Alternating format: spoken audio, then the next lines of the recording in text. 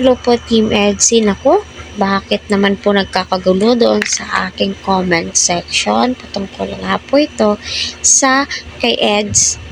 So ang topic po natin ay patungkol po sa totoo nga ang napansin nila kay Edu na. So, ano nga ba yung napansin po nila? So, malamang hindi lamang po ako, pati kayo po, na solid Edsy, kaya blooming si VNC. So, nasabi po ito ni Kalinga Prab at napansin din po ito ni Kalinga Prab lately kay VNC. Kahit sino naman po talaga ay mabublooming kapag less problem na, 'di ba? Wala ka ng problema kasi andyan na yung mga sponsor mo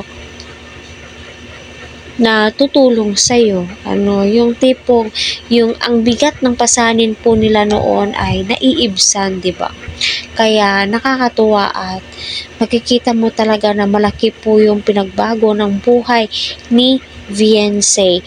Especially si Eds, na tipong palagi po siyang nakangiti.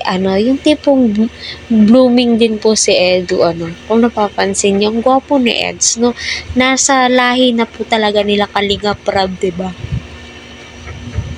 Ayan, kaya patuloy po nating suportahan si Kalinga Prab, Kuya Val. Huwag po natin skip ang kanilang ads para sa ganon ay marami pa pong kababayan po natin ang kanilang malingap. Yes, 100% po talaga na naku, kahit ako naman po ay napapansin nga po ito na si Eds ay blooming na nga po at tilay totoo at 100% na may nararamdaman na din po itong si Edu kay VNC. Sa ganda ba naman ni VNC, kahit saan mo itapat, yung tipong pangrampa yung beauty niya, yung tipong hindi mabibehind si VNC. Napaka-sexy, napakabait, family-oriented, mahal na mahal po niya yung mga kamag-anak niya, same as Kalingap Eds, kita naman po natin, ang layo na po ng narating or ang layo na po ng blessings, na natatanggap po nila, yung tipong sila yung tinutulungan ngayon, tumutulong na din po itong si VNC sa kanyang mga kamag-anak, 'di ba? Kita naman po natin dito sa picture na to, na blooming na po itong dalawa.